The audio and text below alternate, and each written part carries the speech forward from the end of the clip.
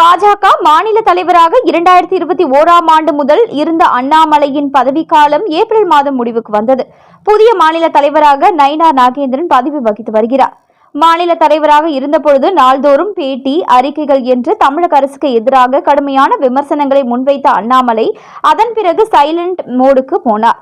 தற்பொழுது தேசிய செயற்குழு உறுப்பினர் பதவியில் மட்டுமே அண்ணாமலை இருந்து வருகிறார்.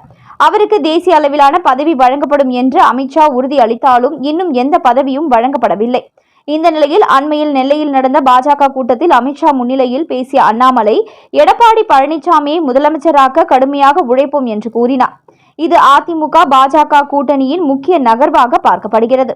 2021 சட்டமன்ற தேர்தலில் அண்ணாமலை அரவக்குறிச்சி தொகுதியில் போட்டியிட்டு தோல்வியடைந்தார். நாடாளுமன்ற தேர்தலில் கோவை தொகுதியில் போட்டியிட்ட அண்ணாமலை வெற்றி வாய்ப்பை இழந்தாலும் 2வது இடம் பிடித்தார். வரும் சட்டமன்ற தேர்தலில் அண்ணாமலை போட்டியிடுவதற்கு வாய்ப்புகள் உள்ளன. இந்த நிலையில் மதுரையில் செய்தியாளர்களிடம் பேசிய அண்ணாமலை, எந்த தொகுதியில் வேண்டுமானாலும் நான் போட்டியிட வாய்ப்புகள் உள்ளன.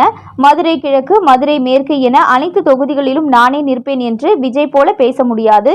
ஏதோ ஒரு தொகுதியில் உள்ள மக்கள் மனதில் நான் இருக்கத்தான் போகிறேன். நான் போட்டியிடும் தொகுதியை கட்சியும் தலைவர்களும் முடிவு செய்வார்கள். கட்சி சொல்லும் இடத்தில் நான் போட்டியிடுவேன்.